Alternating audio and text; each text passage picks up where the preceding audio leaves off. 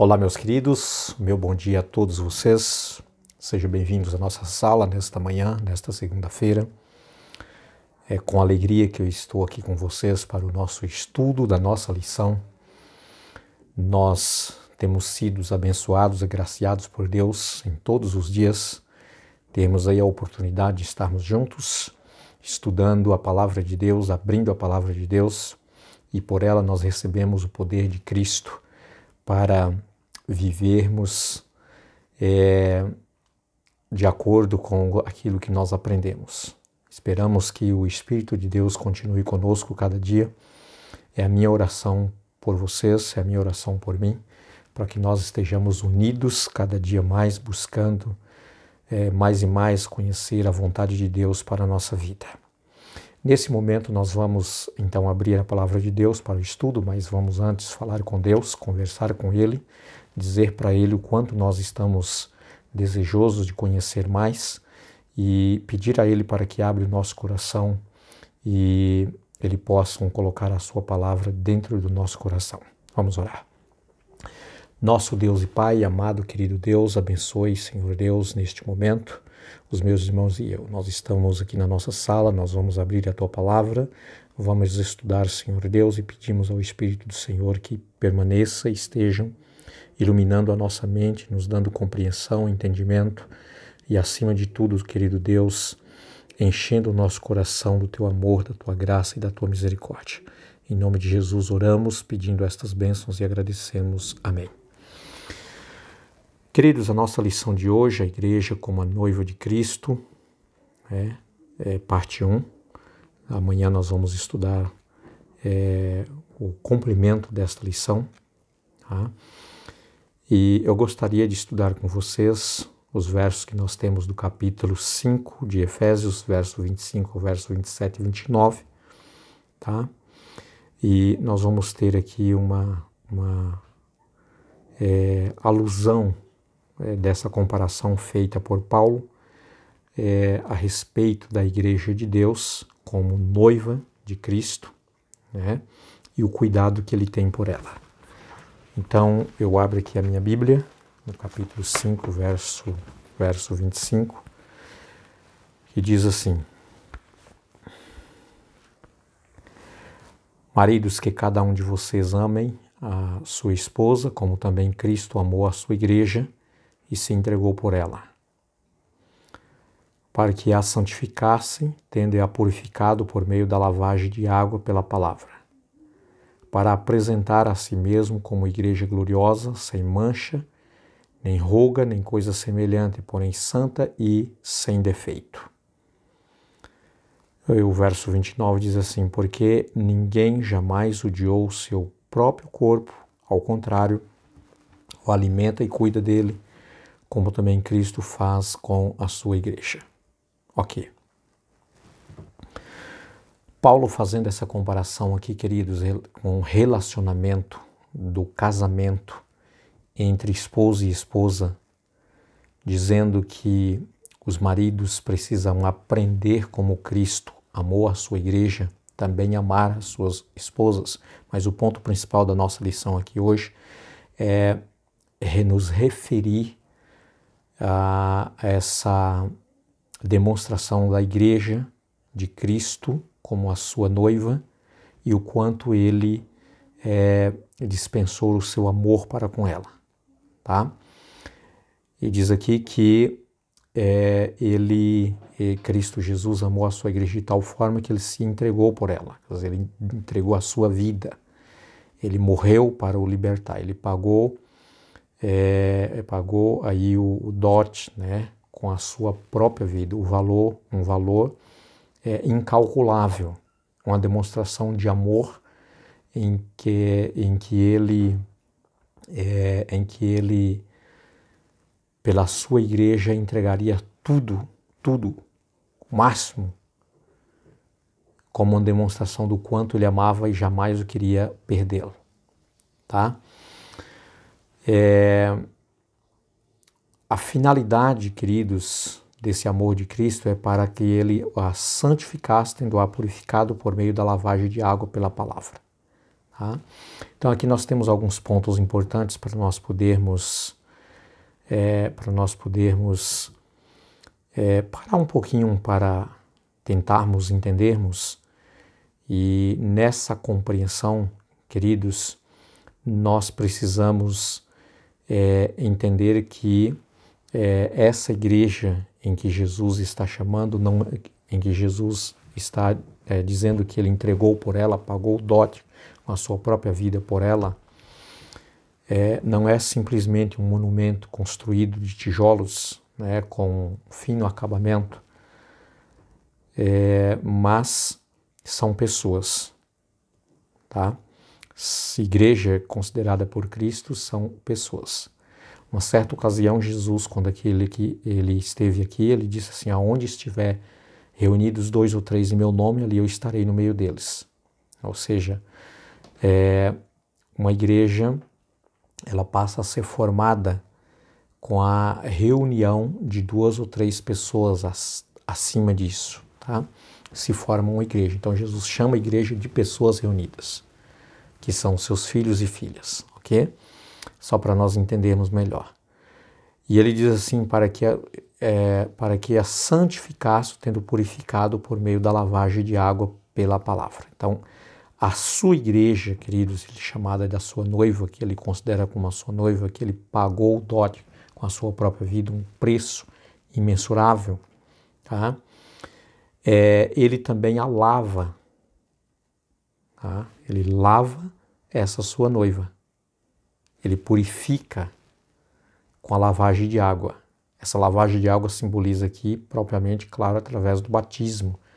Quando você decide participar, dizer para Jesus assim: Jesus, eu quero ser a noiva do Senhor. Eu quero ser chamada da tua esposa. Então, eu quero ser purificada.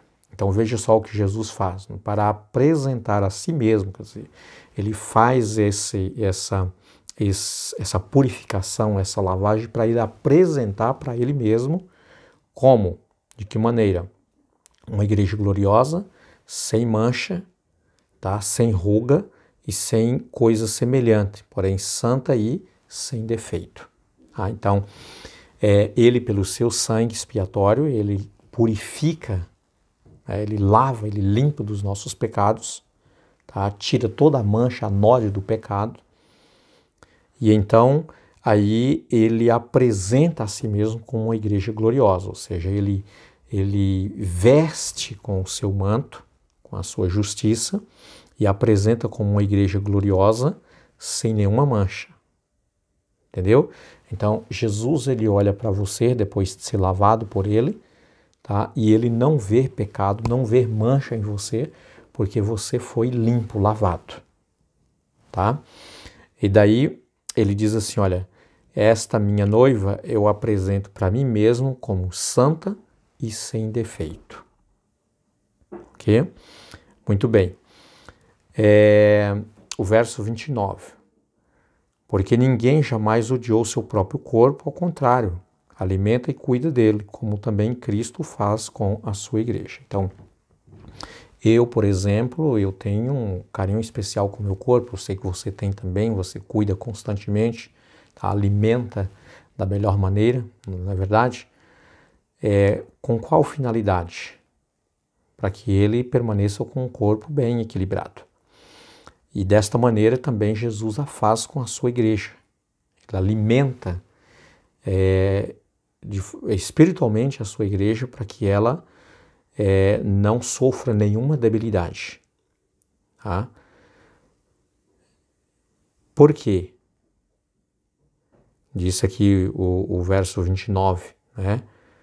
A semelhança de que ninguém odeia o seu próprio corpo, ao contrário, o alimenta e cuida dele, também Cristo faz com a sua igreja. Ele faz comigo, faz com você, faz com todos nós. Tá? Ele tem aqui, queridos, e esse é um ponto principal, um cuidado especial conosco. Tá? Quer dizer, Jesus, vamos dizer assim, olha, num contexto saudável, ele tem um ciúme de você. Ele cuida tanto de você que ele não quer que você seja tocado, tá, pelo inimigo. Ele não quer que o pecado toque mais em você. Porque o pecado traz sofrimento, traz dor, traz tristeza. E não é isso que Cristo quer ver em você. Não é isso que Ele quer ver em mim. Então, Ele cuida para que o pecado, sabe, não venha nos atingir para trazer o sofrimento, porque também Cristo sofre sendo Ele o noivo da igreja chamada da sua noiva. Tá? Muito bem. Tem alguns pontinhos importantes aqui que eu quero compartilhar com vocês através da nossa lição, queridos. Por exemplo, ama a igreja como noiva. Cristo Jesus ele ama a sua igreja como a sua noiva, como a sua esposa. Tá?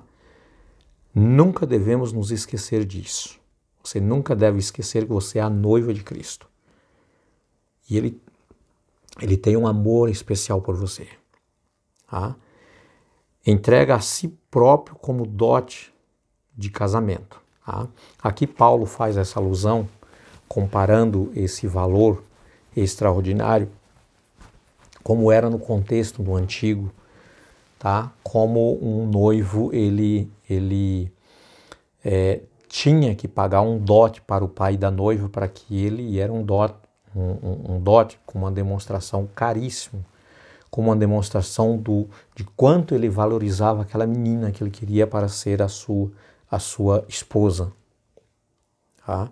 Ele tinha que pagar esse valor. Ok? E Cristo fez isso pagando por nós com a sua própria vida.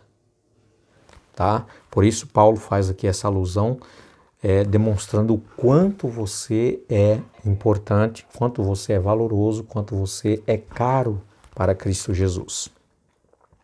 Outra coisa importante, ele lava a sua vida, né? Assim como o noivo precisa apresentá-lo à sua noiva para si mesmo, lavada, né? Perfumada, adornada, tá? Essa forma, essa apresentação aqui é como nós lemos, por exemplo, lá no verso 27, sem mancha, sem ruga, sem defeito, porém santa e irrepreensível. Entendeu? É isso, Cristo faz isso conosco. Tá? Comunica a palavra da promessa. Essa purificação é realizada pela palavra. Então, essa purificação, tá?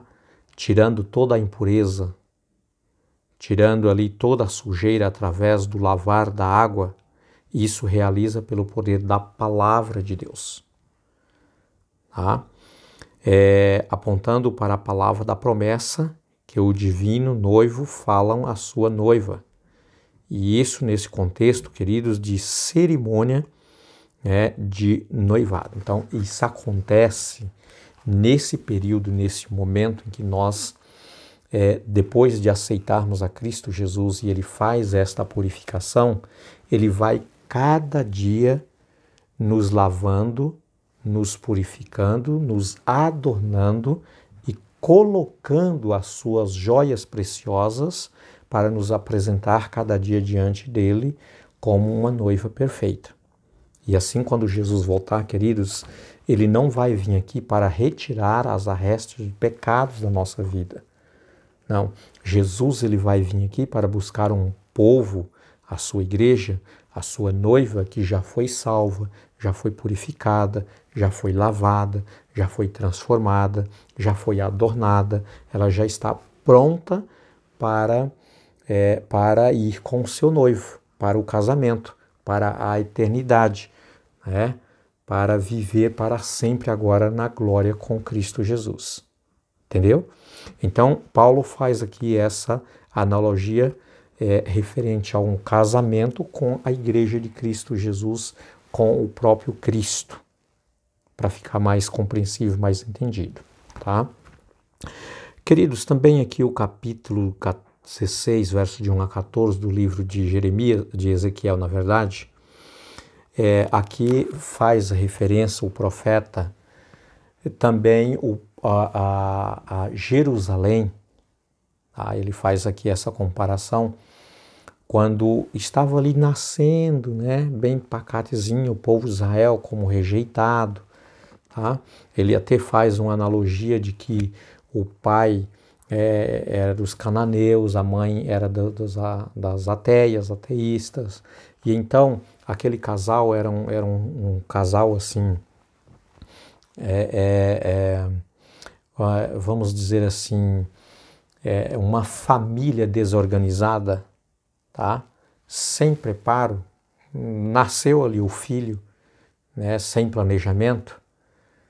E então foi um filho rejeitado, né, foi na verdade uma filha rejeitada, né, abandonada, não foi nem cortado, né, o cordão umbilical, não foi tratado, colocado ali o azeite para a cura, enfim. Aí Deus disse assim, olha, eu vi você abandonada, né, ainda ensanguentada do seu nascimento, e eu vim, adotei, purifiquei, lavei você, criei, né, até que você estava se tornando uma mocinha, né, uma adolescente, só que estava aí sem roupa. Então eu vim e coloquei a minha roupa sobre você. Então aqui, queridos, o profeta faz essa analogia aqui, o quanto Deus, quando Ele nos encontra no pecado, quando Ele nos encontra na sujeira, impuro, ainda no sangue do pecado, e Ele nos tira, nos lava, cuida, coloca a sua roupa justa, sabe, cobra a nossa nudez espiritual, né, com a sua justiça. E aí Ele diz assim, agora você já é uma menina perfeita, muito bonita, atraente, tá? Mas eu adotei você para sempre para mim. Essa forma de adotação, Deus dizendo, queridos, Ele diz assim, eu tirei você do pecado, eu curei você, eu sarei você, coloquei o meu óleo sobre você, as suas feridas foram curadas, e então você cresceu sobre os meus cuidados, e eu adotei como minha filha, como meu filho. Coloquei sobre você a minha roupa, cobri a sua nudez, e você me pertence. E agora você é uma menina atraente por todos. Então, essa demonstração, queridos, no contexto espiritual, é exatamente o que Deus faz conosco quando Ele nos encontra. Tá? Então, queridos, que realmente Deus possa nos abençoar, que essas lições, ela possa nos fazer entender o quanto você é amado, quanto você é amada, quanto nós somos amados por Cristo Jesus. Tá? O quanto valor temos para Ele. Por quê? Ele entregou a sua própria vida para nos resgatar. E sabe de uma coisa? Jesus não quer perder você por nada. Por isso Ele disse, eu te adotei e você me pertence. Você é meu, você é minha.